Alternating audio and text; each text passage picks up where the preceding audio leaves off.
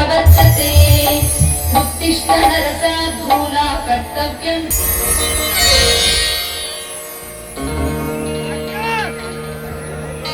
शरणं शरणं शरणं मेरे कृपा करे पालिसो नवरता ताई श्री गौरी पालिसो नवरता ताई श्री गौरी शरणं शरणं शरणं मेरे कृपा करे शरणं शरणं शरणं मेरे कृपा करे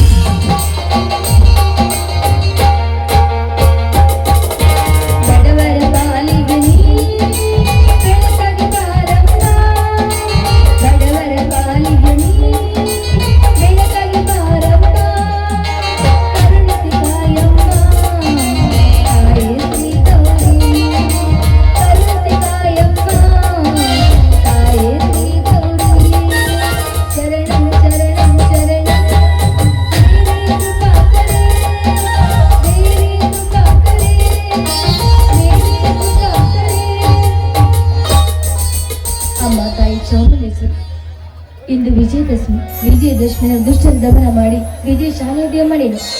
ಅಷ್ಟೇ ಅಲ್ಲ, ವಿಜಯದಶಮಿಯಂದು ಚಂಡಮುಂಡರ ರಕ್ತವನ್ನು ಕುಡಿದು ವಿಜಯಶಾಲಿಯಾದ ನೀನು ಧರ್ಮದ ಕನಸನ್ನು ಹೊತ್ತುಕೊಂಡು ಧರ್ಮದ ದಾರಿಯಲ್ಲಿ ನಡೆದಿರುವ ನನ್ನ ತಂದೆಗೆ ಕಾಪಾಡುವ ಭಾರ ನಿಲ್ಲದು, ಕೈ ನಿಲ್ಲದು.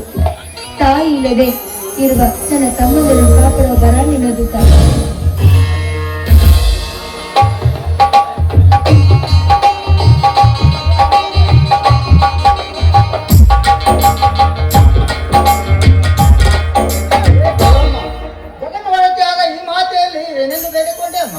ಬನ್ನಿ ಅಪ್ಪಾಜಿ, ಈ ತಾಯಿಯಲ್ಲಿ ದುಷ್ಟರ ರಕ್ತ ಕುಡಿದಂತೆ ಹಿಂದಿನ ಕಾಲದಲ್ಲಿ ರಕ್ತ ಕುಡಿದು ಈ ಮುಕ್ತ ಪ್ರಪಂಚದಲ್ಲಿ ಮುಕ್ತರಾಗಿ ಬಾಳುವ ಈ ನನ್ನ ತಮ್ಮಂದಿರು ನಿಮ್ಮಂತ ದಿಗ್ಜರನ್ನು ಕಾಪಾಡೆಂದು ಈ ತಾಯಿಯಲ್ಲಿ ಬೇಡಿಕೊಂಡೆ ವರವನ್ನು ಬೇಡಿಕೊಂಡೆ ಮಗಳೇ. ಸೀತೆ ಅವತಾರ ರಾಮನ ಸತ್ಯವಾಗಿ ರಾಮರಾಜ ಸ್ಥಾಪನೆಗೆ ನೀನೇ ನಾಯಕಿಯಾಗಿ ಉತ್ತಮವರನ್ನು ಕೈ ಹಿಡಿದು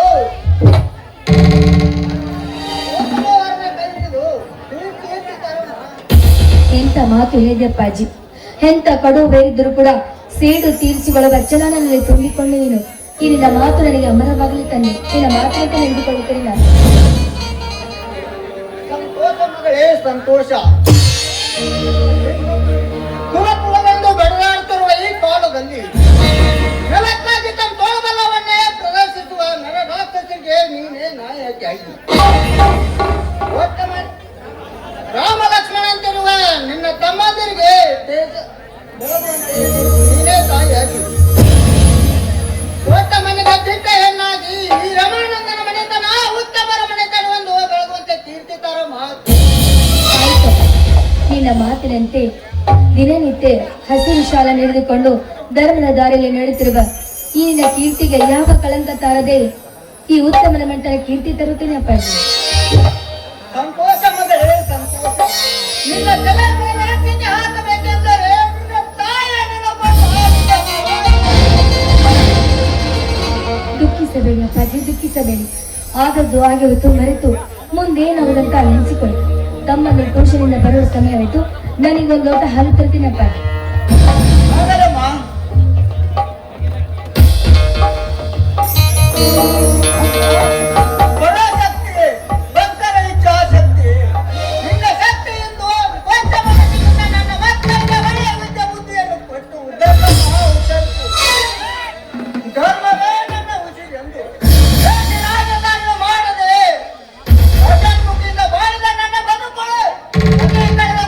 ಮಸಾಲ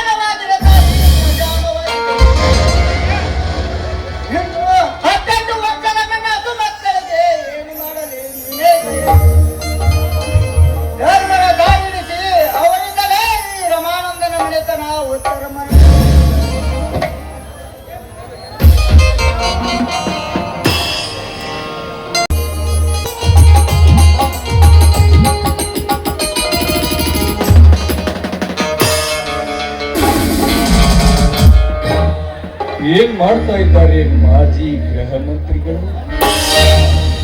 ಬನ್ನಿ ಗೌರಿ, ಅದಕ್ಕೂ ತಮ್ಮ ಸೈನ್ಯದೊಂದಿಗೆ ಆಗಮಿಸಿದ್ದೀರಲ್ಲ, ಬನ್ನಿ ಕುಳಿತುಕೊಳ್ಳಿ. ಕುಳಿತುಕೊಂಡು ನಿನ್ನೊಡನೆ ನೆಂಟಸ್ತಿಗೆ ಬೆಳೆಸಲು ಬಂದಿಲ್ಲ ಈ ಬಂಟ ಪ್ರಕಾಶ ಗೌಡನ ಪ್ರಕಾಶ ಎಂಬುದು ಎಂದು ತೋರಿಸಲು ಬಂದಿರುವೆ. ಗೌರಿ, ತಮ್ಮ ಮಾತಿನ ಅರ್ಥ ಅನರ್ಥಗಳ ಮಧ್ಯದಲ್ಲಿ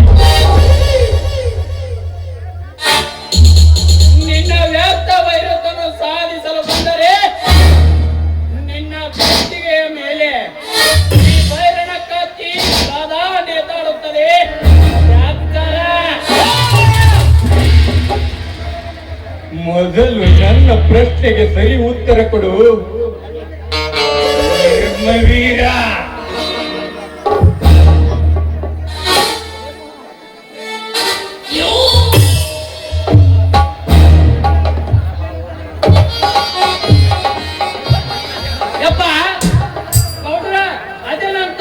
ನಮ್ಮ ಗೌಡ್ರು ಬೈಂದ ಪ್ರಶ್ನೆ ಕೇಳ್ಕೊಂಡ ಸರಿಯಾದ ಉತ್ತರ ಕೊಡು ಮರ, ಸರಿಯಾದ ಉತ್ತರ ಕೊಡ. ಊರ ಇಂದಿನ ನನ್ನ ಒಣ ಭೂಮಿ ಪ್ರದೇಶದಲ್ಲಿ ಓತ್ರೆಯ ಮನೆ ಕಟ್ಟಲು ಹೇಳಿದೆಯಲ್ಲ, ಅದನ್ನ ನಿಲ್ಲಿಸಬೇಕು. ಬಡವರಿಗಾಗಿ ಉಚಿತ ಜಾತಿಯನ್ನು ಕಟ್ಟು ಮನೆ ಕಟ್ಟಬೇಕೆಂದು ರದ್ದು ಮಾಡಬೇಕೆ? ಹೇಗೆ? ಅದರಲ್ಲಿ ನನ್ನ ತಂದೆಯ ಸ್ಮರಣಾರ್ಥಕವಾಗಿ ಸ್ಟೀಲ್ ಫ್ಯಾಕ್ಟರಿ ಕಟ್ಟಿಸಿ ಬಡವರಿಗೆ ಉದ್ಯೋಗ ಹಂಚಬೇಕಿದೆ. ನನ್ನ ಸ್ವಂತ ಆಸ್ತಿಯಲ್ಲಿ ನಿನ್ನ ತಂದೆಯ ಹೆಸರಿಗೆ ಫ್ಯಾಕ್ಟರಿ ಕಟ್ಟಲು ಅವನನ್ನು ನಮ್ಮ ರಕ್ತಕ್ಕೆ ಹುಟ್ಟಿದವನೇ. ಸಾಧ್ಯವಿಲ್ಲವೆಂದರೆ ಈಗ ನಿನ್ನ ಪ್ರಾಣ ಉಳಿಯಲು ಸಾಧ್ಯವಿಲ್ಲ. ರಮಾನಂದ್, ನಿನ್ನ ಮಂತ್ರಿಯ ಅಧಿಕಾರದಲ್ಲಿ ನಿಷ್ಠಾವಂತ ಪೊಲೀಸ್ ಅಧಿಕಾರಿಯಾಗಿರುವ ನನ್ನ ತಂದೆಯನ್ನು ಸಸ್ಪೆಂಡ್ ಮಾಡಿ ಅವಮಾನಿತನಾಗಿ ಸಾಯುವಂತೆ ಮಾಡಿದೆಯಲ್ಲ, ಅದರ ಸೇಡಿಗಾಗಿ ಇಂದು ನಾ ಸೇಡು ತೀರಿಸಿಕೊಳ್ಳಲು ಬಂದಿರುವೆ.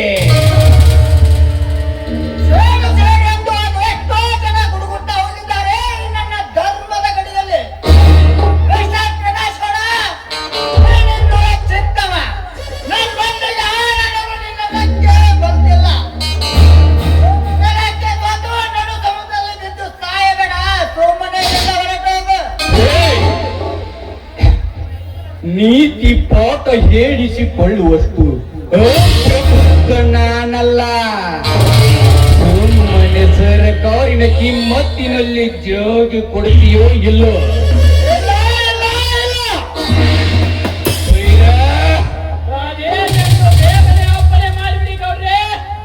ಸತಿಯನ್ನು ಕಳೆದುಕೊಂಡರು ಹೊಕ್ಕಿನಿಂದ ಮಾತನಾಡುವ ಈ ಕೊಪ್ಪಿದ ಕೋರಕ್ಕೆ ತೋರಿಸು ನಿನ್ನ ಕತ್ತಿಯ ಕೊರ. ಮತ್ತು ರಾಮರಾಜದ ಕನಸನ್ನು ಹೊತ್ತ ರಮಾನಂದ ವೀರ ಮದಕರಿ ಅಂತೆ ಮುನ್ನಡೆ ಬರೆಸಿಕೊಳ್ಳಲು ಹಾಗಾಗಿದೆಯ ನೀತ. ಇಂದು ನನ್ನ ದೊಡ್ಡ ದನಿ ಪೊಲೀಸ್ ಪಾಟೀಲ್ ಅವರ ಸವಿ ನೆನಪಿಗಾಗಿ ನನ್ನ ಕತ್ತಿಯಿಂದಲೇ ನಿನ್ನ ರಕ್ತದ ಓಕಳೆ ಆಡುತ್ತೇನೆ. ಜೈ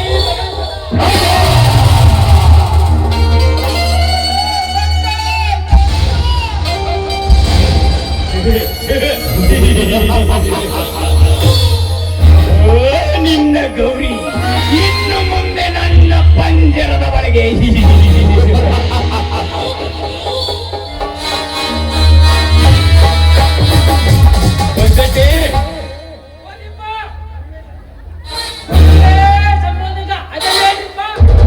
ನೀನು ತಯಾರಿಸಿರುವ ಬಾಂಡಿಂದ ಸೈ ತೆಗೆದುಕೋ. ರೆಡಿ ಮಾಡ್ಕೊತಾಯ್ತು ಅಂದಾನೆ.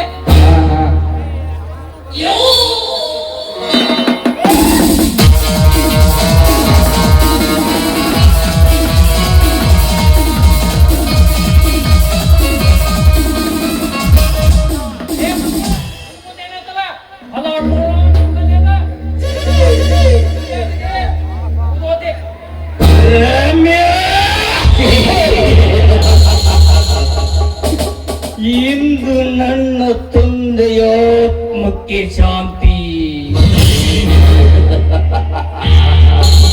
ಬೈರಾ ಶೆಟ್ಟಿ, ಬನ್ನಿ ಹೋಗೋಣ.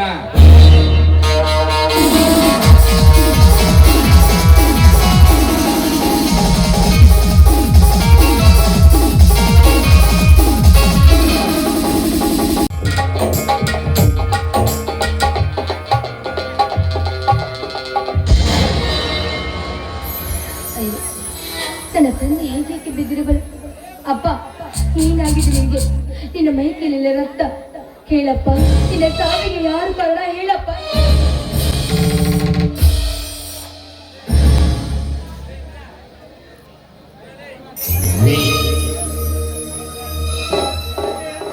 ಬಾ ಬಂದೆಯ ಮಗಳೇ, ನಿನ್ನ ತಲೆಯ ಮೇಲೆ ಏಕತೆ ಹಾಕುವ ಭಾಗ್ಯ ನನಗಿಲ್ಲ. ನೀನು ನನ್ನನ್ನು ಬಲೆ ತೆಗೆದುಕೊಂಡಿದ್ದಮ್ಮ, ಬಲೆ ತೆಗೆದುಕೊಂಡಿತ್ತು.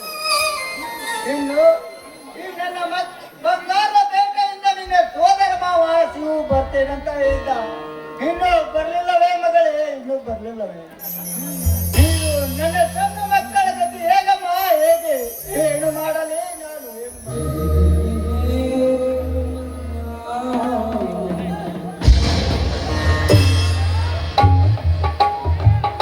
ಮಾಮ, ಗೌರಿ ಹೇಳಿದೆಲ್ಲ. ಬಾ ಬಂದೆಯ ಶಿವು, ಬಾ. ಇದು ಧರ್ಮದ ಪ್ರತಿಕಾರ, ಧರ್ಮದ ಉತ್ತಮರ ಮನೆತನವೆಂದು ಮೆರೆದ ಆ ಪರಿಕಾರ. ಮಸ ಪಡೆಯಲು ಯತ್ನಿಸಿದ ಮೋಸದ ಕಂಜಪ್ಪ, ಮೋಸದ ಕಂಜು. ಮಾಮ, ಆ ಮೋಸದ ಸಂಚಿಗೆ ಬಿಚ್ಚಿ ಕೈ ಹಾಕಿದ ಕೆಂತ ಯಾರೆಂದು ಈಗ ಈಗ ನೀವು ನನಗೆ ಹೇಳಿದರೆ ಆ ಕೆಂಚನನ್ನು ಹೆಚ್ಚೆಚ್ಚಾಗಿ ಸತ್ಕರಿಸಿ ನಿಮ್ಮ ಪಾದದ ಮೇಲೆ ಇರ್ತೀನಿ ಮಾಮ. ನಿಮ್ಮ ಪಾದದ ಮೇಲೆ ಬೇಕರಿದು ಹೋಗುವ ಸಮಯ ಈಗಲ್ಲಪ್ಪ ಶಿವು, ಈಗಲ್ಲ. ಮೊದಲು ನನಗೊಂದು ಮಾತು ಕೊಡಪ್ಪ, ನನಗೊಂದು ಮಾತು ಕೊಡು. ಅದೇಕೆ ಮಾವ? ನಿನ್ನ ನಿನ್ನ ಸಾವಿರ ಮಾತುಗಳು ನೆನೆಸಿಕೊಡ್ತೀನಪ್ಪ, ನೆನೆಸಿಕೊಡ್ತೀನಿ. ಹಾಗಾದರೆ ಎಂತವರ ಆಶ್ರಯನ್ನು ಕಳೆದುಕೊಂಡ ಈ ನನ್ನ ಮಗಳಿಗೆ ಆಗಬೇಕಪ್ಪ, ಪತಿ ಆಗಬೇಕು. ನನ್ನ ಗಂಡ ಮಕ್ಕಳಿಗೆ ನೀವೇ ಚೆನ್ನಾಗಿ ಎಮ್ಮರವಾಗಿ ಬೆಳೆಸಿ ಪರಿಪಾಲಕರಾಗಬೇಕಪ್ಪ, ಪರಿಪಾಲಕರಾಗಬೇಕು. ಹೇಳು ಮಾಮ, ಹೇಳ. ಈ ಕಲ್ಮೇಶ್ವರ ಸಾಕ್ಷಿಯಾಗಿಯೂ ನಿನ್ನ ಮಗಳನ್ನು ನನ್ನ ಸತಿಯನ್ನು ಸ್ವೀಕಾರ ಮಾಡ್ತೀನಿ. ನಿನ್ನಿಬ್ಬರ ಗಂಡು ಮಕ್ಕಳಿಗೆ ಹೆತ್ತವರಿಗಿಂತ ಹೆಚ್ಚಿಗೆ ಪ್ರೀತಿ ಮಾಡ್ತೀನಿ ಮಾಮ. ಈ ಮಾತು ಸತ್ಯ ಮಾಮ, ಸತ್ಯ.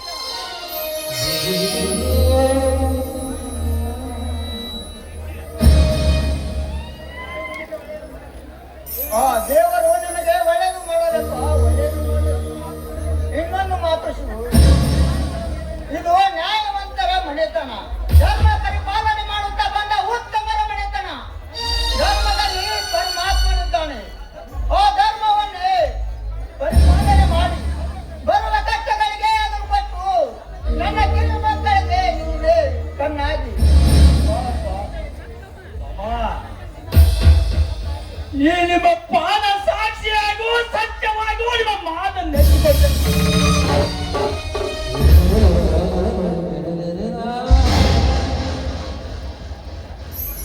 ಹೇಳ್ತೇನೆ. ಒಂದು ಮಾತು ಇದೆ ಶಿವಣ್ಣ, ಈ ನಿನ್ನ ಮಗಳು ಇನ್ನು ಏನಾರಿದವಳಪ್ಪ, ಏನು ಓದಿದವಳು? ಆ 2 ವರ್ಷದ ಹಸು ಮಕ್ಕಳಿಗೆ ನೀನೇ ಬೆಳಕಾಗಿ, ಆ ಹಸಿವಾದಾಗ ತುತ್ತಿಟ್ಟು, ವರ್ಷ ತುಂಬಿದಾಗ ಮುತ್ತಿಟ್ಟು, ವರ್ಷ 18 ಧರ್ಮದ ದಾರಿ ಹಿಡಿಸಿ ಅವರನ್ನು ಅವರ ಓದಿದಾಗಿ ಎಷ್ಟೇ ಕಷ್ಟವಾದರೂ ಚಿಂತಿಸಬೇಡಪ್ಪ, ಚಿಂತಿಸಬೇಡ. ನನ್ನ ಆಸ್ತಿ ಹೋದರೂ ತೆಗೆದು ಬೀಗದ ಕೈ. ಆ ಟಗರಿಯಲ್ಲಿ 50 ಎಕರೆ ಜಮೀನ ಕಾಗದಗಳಿವೆ. 10 ತೊಲೆ ಬಂಗಾರ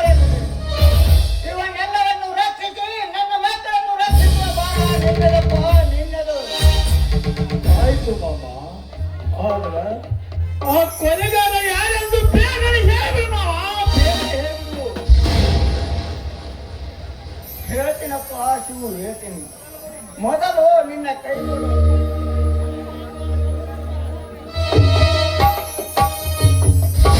ಹತ್ತು ತೊಡೆಯ ಬಂಗಾರದ ತೌಕ ಇದನ್ನು ನೀ ಮೇಘದಲ್ಲೇ ಹಾಕಿದ್ದೇನೆ. ಇದನ್ನು ಹಾಕಿಕೊಂಡು ಧರ್ಮದ ಕಾಗಲಿ ಧರ್ಮವನ್ನೇ ನುಡಿದು ಆ ನುಡಿಯಿಂದಲೇ ಈ ರಮಾನಂದನ ಮನೆತನ ಉತ್ತಮರ ಮನೆತನ ಒಂದು ಕಳಿಸಪ್ಪ. ಆಯ್ತಪ್ಪ, ಆದ್ರೆ ಹೆತ್ತ ಕರುಳು ಮರುಗು ನೋಡಿದ್ರೆ ನನ್ನ ಮನಸ್ಸು ನೊಂದು ಹೋಗ್ತಾ ಇದೆ. ಅಪ್ಪ, ಈ ನಿನ್ನ ಕೃತಿಗೆ ಕಾರಣ ಯಾರೆಂದು ಹೇಳಪ್ಪ. ಹೇಳು, ಹೇಳು.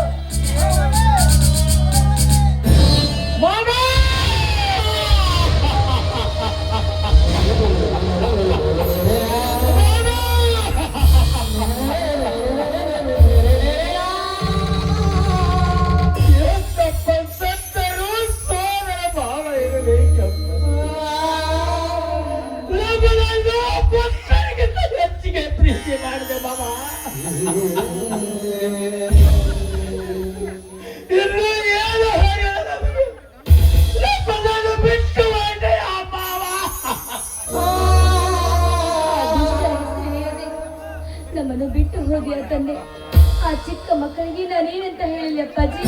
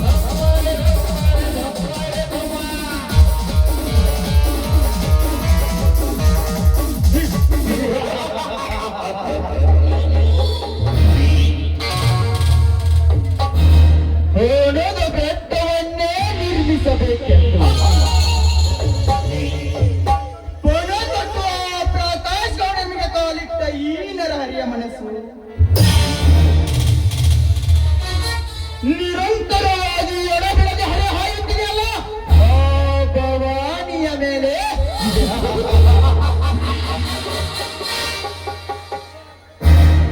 ಏನವಳ ಸೌಂದರ್ಯ, ಅವಳೇನ ರಂಬೆಯೋ ಅಥವಾ ದೇವೇಂದ್ರ ನೃತ್ಯ ಸಭಾಂಗಣದ ನಕ್ಷತ್ರವು ನಮಗೊಂದು ತಿಳಿಯಲಾಗಿದೆ. ಅವಳ ತುಟಿಯಂಚಿನ ಕೋಲ್ಮಿಂಚು.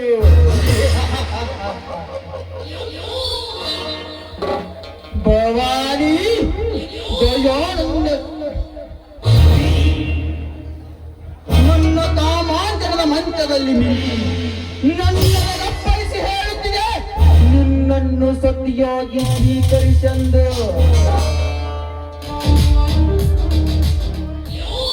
ಭವಾನಿ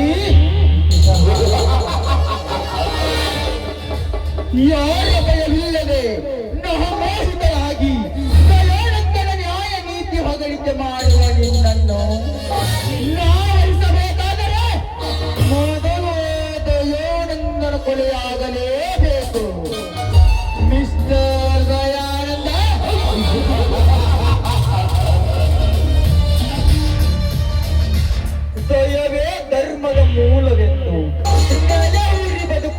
ಹೆಣ್ಣನ್ನು ಆ ಪ್ರಭಾಸ್ವಾಮಿನ ಗುಂಡಿಗೆ ಬಲಿಪಡಿಸಿ ಓದೇ ಅಪವಾದನೆಯನ್ನು ಆ ಗೌಡನನ್ನು ಶರಪಂಜರಿಗೆ ಕಳುಹಿಸಿ ನಾಟ್ಯ ಮಯೂರಿಯಾಗಿ ನರ್ತಿಸಿ ನಲಿಯುವ ಭವಾನಿಯ ಪ್ರೇಮಿಯು ಆ ಗೌಡನ ಸಿರಿ ಸಂಪತ್ತಿಗೆ ನಾನಡೆಯನಾಗದಿದ್ದರೆ ನನ್ನ ಹೆಸರು ನರಹರೇ ಅಲ್ಲ.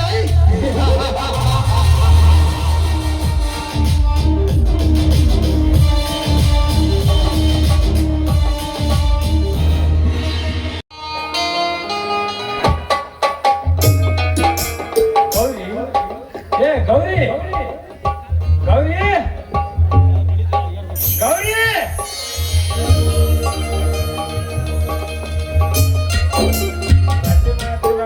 ಒಳಗೆಲ್ಲ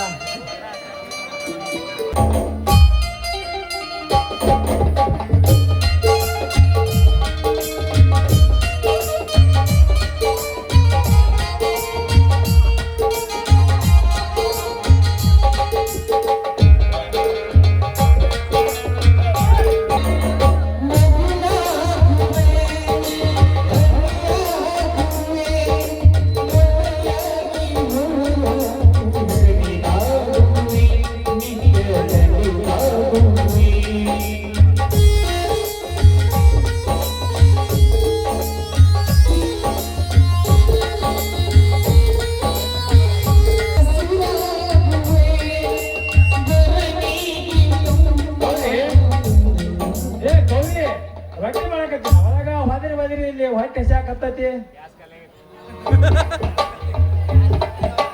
ಎತ್ತಿನ ಮೈ ಕಳ್ಕೊಂಬನಪ್ಪ ಹೊಳಿಗೆ ಹೋಗಿ ಒಂದು ಸ್ವಲ್ಪ ಹೊಟ್ಟೆ ತಂಗಿ ಬಂದಿರಿ ಯಾಕಷ್ಟೊಂದು ಜೋರಾಗಿ ಬದುಕ್ತೀರ? ಅಲ್ಲೇ ಕೆರೆಗೆ ಹೋಗಿ ಎತ್ತಿನ ಮೈ ತೊಳೆಯಕ್ಕೆ ಹೋಗಿದ್ನಲ್ಲ ಒಂದು ಸ್ವಲ್ಪ ಹೊಟ್ಟೆ ಸಂಗಾಗಿತ್ತಲ್ಲ ಅಲ್ಲಿ ಇವತ್ತು ಶ್ರಾವಣ ಸೋಮವಾರ ಈ ನಂದಿ ಬಸವನ ಜಾತ್ರೆ ಅಂತ ಗೊತ್ತಿದ್ದರು ಇನ್ನೂ ಪೂಜಾ ಸಿದ್ಧತೆ ಮಾಡಿಲ್ಲವೇ ನೀನು? ಸಿದ್ಧತೆ ಮಾಡುತ್ತೇನೆ ರೀ. ಮಳೆಗೆ ಹೋಗಿ ಬಸವಂತ ಮೈ ತೊಳೆದುಕೊಂಡು ಬಂದ್ರ? ಅಯ್ಯೋ ಹುಚ್ಚಿ, ಅಲ್ಲಿ ಎತ್ತುಗಳ ಮೈ ಮೇಲೆ ಹಾಕಿರುವ ಬಟ್ಟೆ, ಕೋಲಿಗೆ ಹಾಕಿರುವ ಕೋಲ ನೋಡಿದರೆ ನಿನಗೆ ಅಷ್ಟು ಗೊತ್ತಾಗುವುದಿಲ್ಲವೇ ನಿನಗೆ? ನಾನು ಹೊರಗೆ ಹೋಗಿ ಎತ್ತುಗಳನ್ನು ಮೈ ತೊಳೆದುಕೊಂಡು ಬಂದು ಅಲ್ಲಿ ಹೋಗಿ ನಮ್ಮ ಇತ್ತಿಲ್ಲ ಕಟ್ಟೆ ಬಂದಲ್ಲಿ ಅವಕ್ಕೆ ಹೋಗ್ಬೇಕು ಆರತಿ ಮಾಡ್ಕ್ಯಾರ ದಯವಿಟ್ಟು. ಆಯ್ತಾಳ್ರಿ. ಹಂಗಂದ್ರ ಅತ್ತ ಒಂದ್ ಎತ್ ಕಟ್ರಿ ಇತ್ತ ಒಂದ್ ಎತ್ ಕಟ್ರಿ ಪೂಜೆ ಮಾಡ್ತೀನಿ.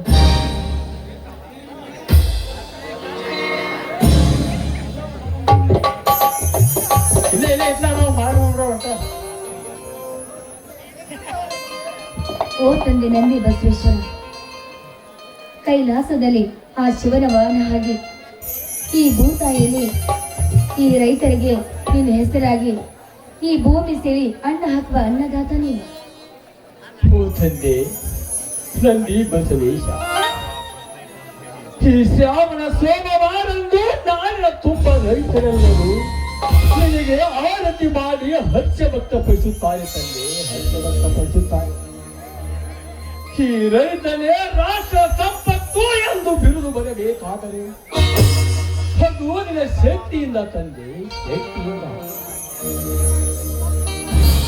ರಾತ್ರು ಹಗಲು ಇರಲು ಮಳೆ ಬಿಸಿಲನ್ನದೆ ಕಷ್ಟಪಟ್ಟು ದುಡಿದು ಇಡೀ ನಾಡಿಗೆ ಅನ್ನ ಹಾಕುವ ಅನ್ನದಾತ ನಡೆಸಿಕೊಳ್ಳಬೇಕಾದರೆ ಅದು ಇಲ್ಲಿನ ಅದ್ಭುತ ಶಕ್ತಿಯಿಂದ ತಂದೆ, ಅದ್ಭುತ ಶಕ್ತಿಯಿಂದ.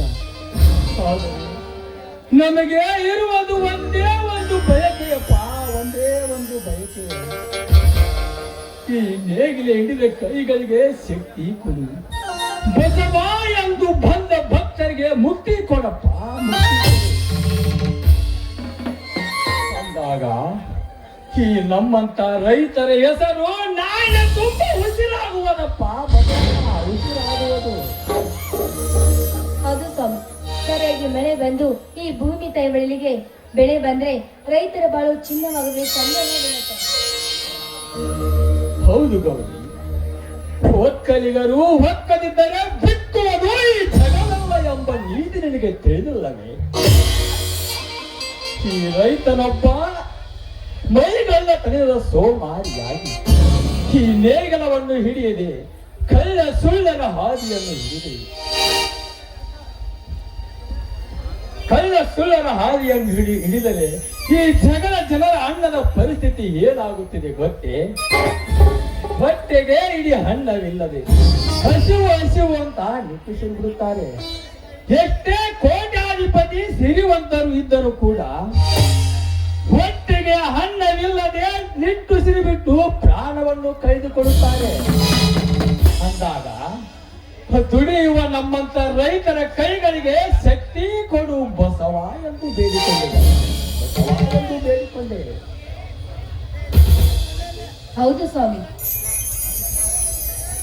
ಸಕಾಲಕ್ಕೆ ಮಳೆ ಆದ್ರೆ ನಮ್ಮ ಬಾಳು ಕೂಡ ಬಂಗಾರವಾಗುತ್ತಲ್ಲವೇ ಸ್ವಾಮಿ? ನಿಜ ಗೌರಿ, ಈ ಮಣ್ಣಿನ ಮಕ್ಕಳಾದ ನಮಗೆ ಈ ಮಣ್ಣೆ ರೈತನ ಕಣ್ಣು, ಈ ಮಣ್ಣೆ ರೈತನ ಉಸಿರು, ಈ ಮಣ್ಣಿನಿಂದಲೇ ಚಿನ್ನ, ಮಣ್ಣಿನಿಂದಲೇ ಗುಡಿ, ಗೋಪುರ, ಮನೆ ಇತ್ಯಾದಿ. ಆದ್ರ ಇಂತಹ ಮಣ್ಣನ್ನು ಎಲ್ಲಿಂದಲೋ ಬಂದ ಬಿಡಾಡಿ ನಾಯಿಗಳು ಹಲವು ಲೂಟಿ ಮಾಡಿ ಕೋಟ್ಯಾಧಿಪತಿಗಳಾಗುತ್ತಿದ್ದಾರೆ ಗೌರಿ, ಕೋಟ್ಯಾಧಿಪತಿಗಳಾಗುತ್ತಿದ್ದಾರೆ.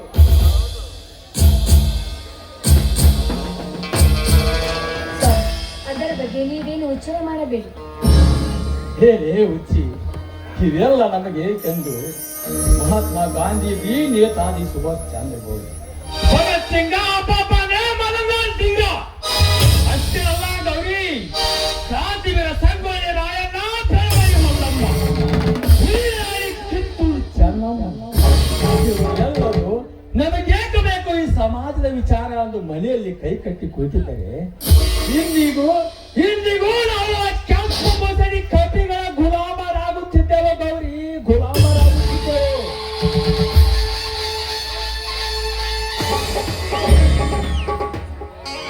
ಶಭಾಷ್ ಮಾಮ, ನಿಜವಿದೆ ನಿಮ್ಮ ಮಾತು. ಮಾಡುವುದಲ್ಲೇ ಮಡಿ ಎಂಬ ಗಾಂಧೀಜಿಯವರ ವಾಣಿ, ಕೊಲೆ ಮಾಡಿದವರನ್ನು ಕೊಲೆ ಮಾಡಲೇಬೇಕು ಎಂಬ ಸುಭಾಷ್ ಚಂದ್ರ ಬೋಸ್ ನುಡಿ ಕಪ್ಪಿದವನ ಅಡಿ ಕತ್ತರಿಸಲೇಬೇಕು ಮಾಮ. ಹೌದು ಮಾವ, ನೀತಿ ನಿಯಮವನ್ನು ತಪ್ಪಿಸಿ ನಡೆದವರ ಕತ್ತನ್ನೇ ಕತ್ತರಿಸಬೇಕು. ಹಳ್ಳಿಯಿಂದ ದಿಲ್ಲಿಯವರೆಗೆ ವರ್ತನೆಯಿಂದ ಸುಲಿಗೆ ಮಾಡುತ್ತಿರುವವರನ್ನು ಸೂಲಕ್ಕೆ ಎರೆಸಬೇಕು. ಮಣ್ಣಲ್ಲಿ ಹುಟ್ಟಿದವರಿಗೆ ನೆಮ್ಮದಿ ಸಿಗುತ್ತದೆ. ಎಂತ ವಿಚಾರವಪ್ಪ ಅಯ್ಯ ಎಂಬುದು. ಈಗ ಬಂದ್ರಿ ಏನಪ್ಪ? ಈಗ ಬಂದೆ ಮಾವ. ಹಾ, ನಿಮ್ಮಿಬ್ಬರ ಹೋದು ಚೆನ್ನಾಗಿದೆ ತಾನೇ? ಯಾವ ದೇಶದಲ್ಲೇ ಇದ್ದೇವೆ ಮಾವ. ಎಷ್ಟಾದ್ರೂ ಇವರು ನನ್ನ ತಮ್ಮನಿರಲ್ಲವೇ? ಹೌದಕ್ಕ, ದಿನ ಬೆಳಗಾದರೆ ನಡೆಯುವ ಕೊಲೆ, ಸುಲಿಗೆ, ಅತ್ಯಾಚಾರ ಇವುಗಳನ್ನು ಪತ್ರಿಕೆಯಲ್ಲಿ ನೋಡಿದೆ. ಈ ಭ್ರಷ್ಟ ಸಮಾಜಕ್ಕೆ ಮೊದಲು ನಾ ಸಿದ್ಧನಾಗಿ ಓದಿನಿಂದಲೇ ಮುಂದೆ ಬಂದು ಈ ಮಣ್ಣಿನ ಋಣ ತೀರಿಸ್ತೇನೆ.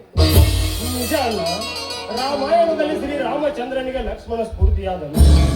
ಇಂದು ನಾನು ಕೂಡ ನಿನ್ನ ಸುಖ ದುಃಖದಲ್ಲಿ ಭಾಗಿಯಾಗಿ ಈ ಮಣ್ಣಿನ ಋಣ ತೀರಿಸುತ್ತೇನೆ. ತಮ್ಮಂದಿರ ಎಂತ ಮುದ್ದು ತಮ್ಮಂದಿರು ನೀವು ನನಗೆ. ಯಾಕಕ್ಕ ನಿನ್ನ ಅಂದ್ರೆ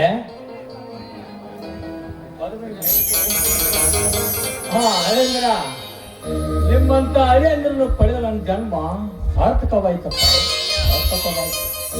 ಹಿಂದೆ 15 ವರ್ಷಗಳ ಹಿಂದೆ ನಿಮ್ಮ ತಂದೆಗೆ ನಾ ಕೊಟ್ಟ ಮಾತು ಪೂರೈಕೆಯಾಗುವುದರಲ್ಲಿ ಯಾವುದೇ ಸಂದೇಹವಿಲ್ಲಪ್ಪ, ಸಂದೇಹವೇ ಇಲ್ಲ.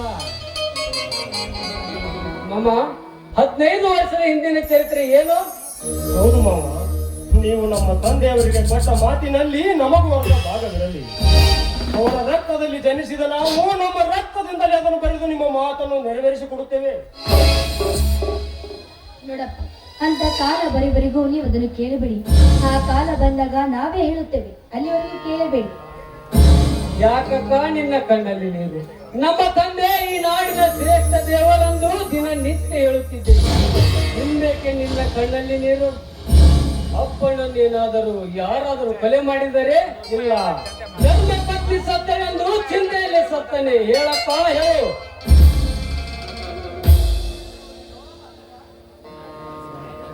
ತಮ್ಮ, ಅಂತ ಕಾಲ ಬಂದಾಗ ನಾನೇ ನಿನಗೆ ತಿಳಿಸುತ್ತೇನೆ, ಅಲ್ಲಿ ಕೇಳಬೇಡ ನೀನು. ಹೌದು, ಕೆಲವು ಮಾತು ಕೊಟ್ಟಲ್ಲಿ ಒಂದಂತೂ ನಿಜ ಹೇಳ್ತಾನಪ್ಪ. ನಿಮ್ಮ ತಂದೆಯೊಬ್ಬರು ಈ ರೈತರಲ್ಲಿ ಒಬ್ಬ ಶ್ರೇಷ್ಠ ರೈತ. ಈ ನಾಡಿನ ಶ್ರೇಷ್ಠ ರಾಜಕಾರಣಿಗೂ ಹೌದು. ರಾಮ ರಾಜ್ಯದ ಕನಸನ್ನು ಹೊತ್ತು ಈ ಮನೆಯನ್ನು ಉತ್ತಮರ ಮನೆತನವಾಗಿ ಬೆಳಗಲೆಂದು ಹೇಳಿ ನಮ್ಮಿಬ್ಬರು ಗಂಡು ಮಕ್ಕಳಿಗೆ ನೀವೇ ಮಾತಾಪಿತರಾಗಿ ಎಂದು ಧರ್ಮದ ದಾರಿ ಹಿಡಿಸಿ ಅನ್ಯಾಯದ ವಿರುದ್ಧ ಹೋರಾಡಿ ನ್ಯಾಯದ ಪಟಾಕಿ ಆರಿಸಿ ರಮಾನಂದನ ಮನವನ್ನು ಉತ್ತಮರ ಮನೆತನವಾಗಿ ಬೆಳಗಲೆಂದು ವಚನ ತೆಗೆದುಕೊಂಡಿದ್ದಾರಲ್ಲ ಅಂದ್ರ ಈ ಮಾತನ್ನು ನೀವು ನೆನೆಸ್ಕೊಟ್ಟಿರಪ್ಪ. ಆಯ್ತು ಮಾವ, ಈಗ ನೀವು ಬಚ್ಚಿಟ್ಟ ಮಾತನ್ನು ನೀವೇ ಎಚ್ಚರಿಸಿದಾಗ ನಾವು ಕೆಚ್ಚದ ವೀರರಾಗಿ ನ್ಯಾಯದ ಮಚ್ಚನ್ನು ಹಿಡಿದು ಅನ್ಯಾಯದ ಸದನ್ನು ಕೊಚ್ಚಿ ಹಾಕುತ್ತೇವೆ. ನೀವು ನಮ್ಮ ತಂದೆಗೆ ಕೊಟ್ಟ ಮಾತನ್ನು ನಾವು ನಡೆಸಿಕೊಡ್ತೇವೆ. ಹೌದು ಮಾವ, ಹುಲಿಯ ಹೊಟ್ಟೆಯಲ್ಲಿ ಹುಲಿನೇ ಹುಟ್ಟಿತು ಎಂಬಂತೆ ಶ್ರೀರಾಮನ ಹೊಟ್ಟೆಯಲ್ಲಿ ಹುಟ್ಟಿದ ನಾವು ಅವರ ಕೀರ್ತಿಯನ್ನು ಬೆಳಗಿಸಿ ರಾವಣನ ರಾಜ್ಯದಲ್ಲಿ ದುಷ್ಟರಂತವರನ್ನು ಹೊತ್ತು ಹಾಕಿ ನಾನೇ ಪುಂಡನೆಂದು ಬರೆಯುತ್ತಿರುವ ಪ್ರಕಾಶವಂತವರ ಕಣ್ಣುಗಳನ್ನು ಕಿತ್ತು ಹಾಕಿ ನಮ್ಮ ಆತ್ಮನ ಹೆಸರನ್ನು ಈ ನಾಡಿನ ಉಸಿರಲ್ಲಿ ಉಳಿಸಿ ನಾವು ಉತ್ತಮರ ಬಿಡುದರವರನ್ನು ಹೆಸರು ಕಳಿಸುತ್ತೇವೆ ಮಾವ. ಇದು ನನ್ನ ಮಾತು ಸತ್ಯ.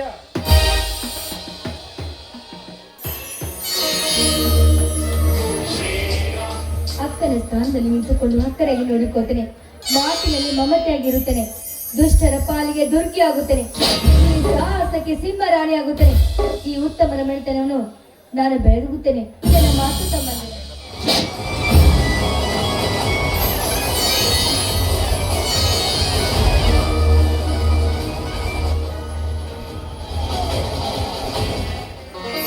ನಡೆ, ಎಲ್ಲ ಸೇರಿ ಊಟ ಮಾಡೋಣ. ಅದೇ ಅಂದ್ರೆ ನೀವು ಬೇಗ ಹೋಗಿ ಡ್ರೆಸ್ ಬದಲಾಯಿಸ್ಕೊಂಡು ಬನ್ನಿ, ನಾನು ಎತ್ತುಕೊಂಡು ಕಟ್ಟಿಕೊಳ್ತೇನೆ. ನಂತರ ಎಲ್ಲರ ಕಡೆ ಊಟ ಮಾಡೋಣ. ಆಯ್ತು ಮಾವ. ಸ್ವಾಮಿ, ಈ ಭೂಮಿ ತಾಯಿಗಳನ್ನು ತಂಪು ಮಾಡಿ ಈ ತಂಪಾದ ಗಾಳಿಯಲ್ಲಿ ಕೆಂಪಾದ ಗಲ್ಲಕ್ಕೆ ಓಹೋ, ನಿಲ್ಲೇರ ನನ್ನ ರಾಣಿ ಭಾವ ಮೈದುರ ಮಾತಿನ ಮಂಟಪದಲ್ಲಿ ಸುಮ್ಮನೆ ಹಾಗೆ ಹೇಳ್ರಿ. ಹಂಗ ಮೆಲ್ಲನೆ ಹೆಜ್ಜೆ ಇತ್ತು ನಿನ್ನ ಕಾಲಿಗೆ ಹೆಜ್ಜೆ ಕುಣಿಸುತ್ತಾ ಬಂದು ಈ ಶಿವನ ನನಗೆ ಒಂದು ಮುತ್ತನ್ನು ನೀಡು ಬಾರಿ.